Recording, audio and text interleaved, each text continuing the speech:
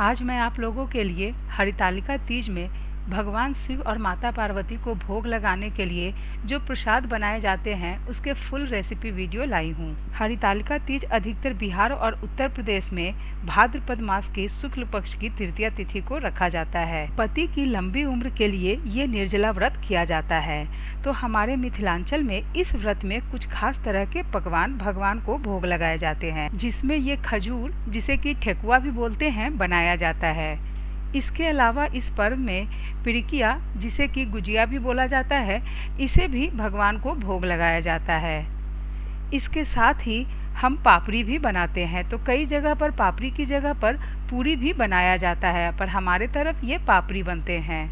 तो चलिए इसे बनाना शुरू करते हैं। सबसे पहले एक कढ़ाई गर्म कर इसमें 2 चम्मच देसी घी डालकर इसे गर्म करेंगे। यहाँ सबसे पहले मैं पिरिकिया बना रही हूँ, तो यहाँ गर्म किए हुए घी में सूजी डालकर इसे मीडियम टू लो फ्लेम पर हल्का गुलाबी होने तक भुनेंगे।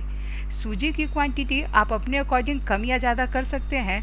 ऐसे मैंने यहाँ पे लगभग 150 ग्राम सूजी लिया है। जब सूजी का कलर चेंज होकर हल्का गुलाबी हो जाएगा तब इसे एक प्लेट में निकाल कर ठंडा होने के लिए रख देंगे। अब इसी कढ़ाई में 2 से 3 चम्मच पानी डालकर इसमें 1 लीटर फुल क्रीम दूध डालकर इसका मावा बनाएंगे। आप चाहें तो मावा मार्केट से भी ले सकते हैं, पर इसे घर में बनाने में भी कोई बहुत अधिक समय नहीं लगता है। 15 से 20 मिनट में आराम से 1 लीटर दूध का मावा बनकर तैयार हो जाता है। अब इस मावा को ठंडा करके प्लेट में निकाल कर रख लेंगे। अब हम बाकी की तैयारी कर लेते हैं। तो इसके लिए अब सूखे वाले नारियल, जिसे गरी गोला और खोपरा भी कहते हैं, इसे या तो हम कद्दूकस कर लेंगे या छोटे छोटे पीसेस में काट कर मिक्सी की जार में ही इसका पाउडर बना लेंगे। आप चाहें तो डेसिकेटेड कोकोनट का भी इस्तेमाल कर सकते हैं। तो हमें इसे इस तरह से पाउडर बनाकर तैयार कर लेना है। अब अपने स्वाद के अनुसार, मतलब हमें पिरिकिया जितना मीठा रखना है उतना चीनी को पीस लेंगे। यह मावा भी ठंडा हो गया है और इसके सारे मॉइस्चर ख़त्म हो चुके हैं। तो मावा बनाते समय इस बात का हमेशा ध्यान रखिएगा कि इसके मॉइस्चर अच्छे से ख़त्म हो जाए, तभी ये लंबे समय तक चल पाएंगे, नहीं तो जल्दी ही ख़राब हो जाएंगे। अब मावा और सूजी को अच्छे से मिला लेंगे। फिर इसमें 4 से 5 चम्मच जो हमने नारियल का पाउडर बनाया था उसे, फिर 1 चम्मच इलायची पाउडर, 2 चम्मच बारीक कटे काजू और 2 चम्मच बारीक कटे हुए किशमिश डालेंगे। वैसे ड्राई फ्रूट्स आप अपने चॉइस के कोई भी इस्तेमाल कर सकते हैं। फिर इसमें जो चीनी हमने पीसी थी उसे डालकर सभी को अच्छे से मिला लेंगे। इस स्टेज पर इस मिक्सचर में कई लोग दूध भी डालते हैं। आप चाहें तो दूध डाल सकते हैं, लेकिन दूध डालने से पिरिकिया की सेल्फ लाइफ कम हो जाती है, इसीलिए मैं इसे अवॉइड ही करती हूँ। अब मिक्सचर बन गया है तो हम इसके आउटर कवर को बना लेंगे। इसके लिए मैंने 3 कप मैदा का इस्तेमाल किया है। ये 3 कप मैदा वजन में 600 ग्राम है। अब हम इसमें घी डालेंगे। तो यहाँ मैंने 125 ग्राम घी का इस्तेमाल किया है। तो यहाँ 600 ग्राम मैदा में कम से कम 100 से 150 ग्राम के करीब घी आप ज़रूर इस्तेमाल कीजिएगा। अब घी को मैदा में मिलाकर इसे 3 से 4 मिनट तक हाथों से अच्छे से मसलते हुए हम मिलाएंगे। खस्ता पिरिकिया बनाने के लिए ये स्टेप करना बहुत ज़रूरी है। यहाँ मैंने 600 ग्राम मैदा का इस्तेमाल किया है, जिसमें आधे का पिरिकिया और आधे का पापड़ी बनाऊंगी। एक बार हम मैदा को हाथों में इस तरह से मुट्ठी बांधकर देख लेंगे। अगर ये अच्छे से बंध रहा होगा तो मतलब घी मैदे में सही से पड़ा है। फिर हम इसमें थोड़ा थोड़ा पानी डालकर इसका सख्त डो लगा लेंगे। पिरिकिया का डो मठरी जितना सख्त तो नहीं होगा, पर थोड़ा ये सख्त होगा। तो इसे सॉफ्ट बिल्कुल भी नहीं लगाना है, हल्का इसे सख्त ही रखिएगा और पानी थोड़ा थोड़ा करके डालिएगा ताकि आटा सही से गुथ पाए। इसे अच्छे से मसलते हुए हम चिकना कर लेंगे। इसे हमें 3 से 4 मिनट तक हाथों से अच्छे से मसलते हुए चिकना करके सख्त आटा लगा लेना है। देखिए आटा की कंसिस्टेंसी इस तरह की होगी, ना बहुत अधिक सख्त और ना ही सॉफ्ट। फिर इसे ढककर 15 से 20 मिनट के लिए हम सेट होने के लिए छोड़ देंगे। 15 से 20 मिनट के बाद फिर से इस डो को एक बार हाथों से अच्छे से मिलाकर चिकना कर लेंगे। फिर पिरिकिया जितने बड़े बनाने हो उतने बड़े लोई तोड़ कर रख लेंगे। अब इन सारे तोड़े हुए लोई को एक कॉटन के कपड़े से उसे गीला करके और अच्छे से निचोड़ कर ढक कर रख देंगे ताकि ये आटे करे ना हो। अब एक लोई को चिकना करके इसे बेल लेंगे। इसकी थिकनेस हमें रोटी से थोड़ी मोटी रखनी है, नहीं तो ये तलते समय फट जाएगा। पर इसे पूरी से थोड़ी सी पतली भी रखनी है ताकि खाते समय ये बहुत कड़ा नहीं लगे। अब इसे हम या तो इस तरह के सांचे जो मार्केट में मिलते हैं उसमें भी बना सकते हैं, या फिर आप इसे मेरी तरह हाथों पर भी बना सकते हैं। आप जिसमें भी कंफर्टेबल हो उसमें पिरिकिया बना सकते हैं। अब इस बेले हुए रोटी पर लगभग 1.5 से 2 चम्मच स्टफिंग डालकर इसे पानी से अच्छे से किनारे को सील कर देंगे। पानी से किनारों को ज़रूर सील कीजिएगा, नहीं तो ऑयल में फ्राई करते समय ये फट जाएंगे। तो किनारों को अच्छे से सील करना बहुत ज़रूरी है। मैं इसे जनरली नीचे से पहले सील करती हूँ ताकि स्टफिंग नीचे से गिरे नहीं। आपको जैसे भी कंफर्टेबल लगे वैसे प्रेस करके इसे अच्छे से सील कर लीजिएगा। अगर आप इस पिरिकिया को सांचे में बना रहे हो तभी भी इसके किनारे पर पानी लगाकर सांचे को बंद करके अच्छे से प्रेस कीजिएगा, जिससे कि वे अच्छे से सील हो जाए। अब इस पिरिकिया को जिसे हम बना रहे थे उसे अंगूठे और उसके बगल वाली उंगली की सहायता से प्रेस करते हुए अंदर की तरफ फोल्ड करेंगे। इससे हमारे पिरिकिया का डिज़ाइन काफ़ी सुंदर बन जाएगा। मोमोज की तरह ही पिरिकिया को भी हम लोग कई शेप और साइज़ में बना सकते हैं। तो आपको जो भी डिज़ाइन पसंद हो या आप जैसे भी इसे बनाते हो इसे वैसे बना लीजिएगा। तो आज मैं इस पिरिकिया को बिना शुगर सिरप के बनाऊंगी। हरितालिका तीज में अधिकतर हम लोग इस पिरिकिया को बिना शुगर सिरप के ही बनाते हैं, पर यह कोई कंपलसरी नहीं है। अगर आपकी इच्छा हो तो आप इसे शुगर सिरप में भी डिप करके बना सकते हैं। सारे पिरिकिया को हम इसी तरह से बनाकर तैयार कर लेंगे और इसे गीले कपड़े से ढक के रख देंगे। अब एक कढ़ाई में घी या ऑयल जिसमें भी आपको फ्राई करना हो उसे गर्म करके पिरिकिया को इसमें लो टू मीडियम फ्लेम पर अच्छा क्रिस्पी और गोल्डन कलर होने तक हम डीप फ्राई कर लेंगे। इसे फ्राई करने के लिए ऑयल या घी का टेम्परेचर हमें मीडियम हॉट ही रखना है, बहुत अधिक गर्म नहीं रखना है, नहीं तो जैसे ही हम पिरिकिया डालेंगे ये बाहर से पक जाएंगे और अंदर से कच्चे रह जाएंगे। और अगर ये कम गर्म रहेगा तब ये सारा ऑयल या घी एब्जॉर्ब कर लेगा। पिरिकिया को डालने के बाद थोड़ी देर इसे छूइएगा नहीं, फिर लगभग 1 मिनट के बाद इसे किसी स्पून या स्पैचुला की सहायता से पलट दीजिएगा, जिससे कि ये चारों तरफ बराबर सिक पाए। कई बार पिरिकिया ना पलटते नहीं रहते हैं, तो उसे थोड़ी देर के लिए किसी स्पून से ऐसे प्रेस करके रखिएगा, थोड़ी देर में ये पलट जाएंगे, जिससे कि ये चारों तरफ बराबर सिक पाएगा। पिरिकिया के एक बैच को फ्राई करने में कम से कम 15 से 20 मिनट का समय तो लग ही जाएगा। तो इसे पेशेंसली सभी तरफ से बराबर पलटते हुए अच्छा गोल्डन कलर आने तक हमें फ्राई करना है। और जब ये अच्छा क्रिस्पी हो जाएगा तब इसे ऑयल से निकालकर किसी स्ट्रेनर पर रख देंगे, जिससे कि इसके एक्सेस ऑयल जो होंगे वे निकल जाएंगे। इसी तरह से हम सारे पिरिकिया बनाकर तैयार कर लेंगे। तो इस बार हरितालिका तीज में मैंने सूजी और मावे को मिक्स करके पिरिकिया बनाया था, और मैंने सूजी और मावे की क्वांटिटी 50-50% रखी थी, मतलब 1 कप सूजी तो 1 कप मावा। बहुत लोग इसे सिर्फ मावा का भी बनाते हैं और बहुत लोग सिर्फ सूजी का भी पिरिकिया बनाना पसंद करते हैं। तो ये थी हरितालिका तीज में मेरी रेसिपी जो मैंने पिरिकिया की बनाई थी।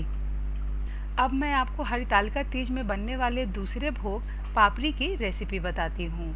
जो हमने आटे मैदे के लगाए थे ना, उसे ही मैंने गीले कपड़े से ढक कर रख दिया था ताकि ये कड़ा ना हो। अब इसे हाथों से थोड़ा सा मसल कर चिकना कर लेंगे। फिर रोटी के साइज़ के लोई तोड़ लेंगे, या फिर लोई के साइज़ आप छोटे या बड़े अपने अकॉर्डिंग भी कर सकते हैं। अब इस लोई को चिकना करके इसका थोड़ा मोटा रोटी बेल लेंगे। इस पापड़ी को हम बहुत अधिक पतला नहीं बेलेंगे, नहीं तो ये खाते समय बड़े कड़े लगते हैं। इसकी थिकनेस थोड़ी सी मोटी रहेगी, पूरी से थोड़ी सी मोटी या पूरी इतनी मोटी। मेरे घर में हरितालिका तीज के जितने भी प्रसाद होते हैं सबसे अधिक बच्चों को यही पसंद होता है, तो हर बार इसे मैं थोड़ा सा ज़्यादा क्वांटिटी में बनाती हूँ। तो इस थिकनेस की हमें रोटी बेल लेनी है। अब हमें क्या करना है, अपने थंब और उसके बगल वाले उंगली का इस्तेमाल करके इस पे डिज़ाइन बनाना है। बेसिकली हमें इस पर होल करना है ताकि इसे फ्राई करते समय ये फूले नहीं। अगर ये फूल जाएंगे तो फिर क्रिस्पी नहीं बन पाएंगे। तो आपको जैसी इच्छा हो इसे वैसे पिंच करके डिज़ाइन बना सकते हैं या इस पर फोक की हेल्प से होल भी कर सकते हैं। तो ये हरितालिका तीज के लिए मैंने बनाया है, तो इसमें शिव शंकर भोले का ओम मैंने लिखा है। इसी तरह से ये दूसरे वाले पर मैंने स्वास्तिक का डिज़ाइन बनाया है। तो ये आपको जैसे इच्छा हो वैसे इसे नेल से पिंच करके बना लीजिएगा। अब मीडियम हॉट ऑयल में इन सारे पापड़ी को मीडियम टू लो टेम्परेचर पर हम फ्राई कर लेंगे। इसे अलटते पलटते हुए दोनों तरफ से बराबर सेकते हुए इसे हम गोल्डन रेड कलर होने तक फ्राई करेंगे। जब ये अच्छा क्रिस्पी हो जाएगा तब इसे ऑयल से निकालकर स्ट्रेनर पर या नैपकिन पे डालकर हम इसके एक्सेस ऑयल को निकाल लेंगे। इस पापड़ी को फ्राई होने में कम से कम 13 से 14 मिनट के समय लगेंगे ही लगेंगे। तो इसे मीडियम टू लो फ्लेम पर पेशेंसली फ्राई कीजिएगा, तभी ये खस्ता बन पाएंगे। नहीं तो बाहर से ये पक जाएंगे और कलर भी आ जाएगा, लेकिन ये अंदर से कच्चे रह जाएंगे जो थोड़े ही देर में सौगी हो जाएंगे। सारे पापड़ी को हम इसी तरह से फ्राई करके इसके एक्सेस ऑयल को निकाल लेंगे। फिर ये पापड़ी जब पूरी तरह से ठंडा हो जाएगा तो इसे किसी एयर टाइट कंटेनर में डालकर स्टोर कर लेंगे। एयर टाइट कंटेनर में ये कम से कम 1 से 1.5 महीने तक बिल्कुल भी खराब नहीं होगा और ये ऐसे ही क्रिस्पी बना रहेगा। बिना नमक और चीनी के बनने वाला ये पापड़ी वाकई खाने में बहुत टेस्टी लगता है। तो हरितालिका तीज में ये पापड़ी हम लोग जरूर बनाते हैं। अब मैं आपके साथ खजूर की रेसिपी शेयर करने जा रही हूँ। तो खजूर बनाने के लिए मैंने 3 कप मैदा, जो कि वजन में 500 ग्राम है, का इस्तेमाल किया है। इसके बीच में गड्ढा करके इसमें हम घी डालेंगे। तो यहाँ मैंने 500 ग्राम मैदा में 100 ग्राम घी का इस्तेमाल किया है, क्योंकि ये खजूर काफ़ी खस्ता बनते हैं। आप समझ सकते हैं कि ये बिस्किट, जिसे कुकीज़ कहते हैं, का ही इंडियन वर्जन है और इसे हम फ्राई करके बनाते हैं।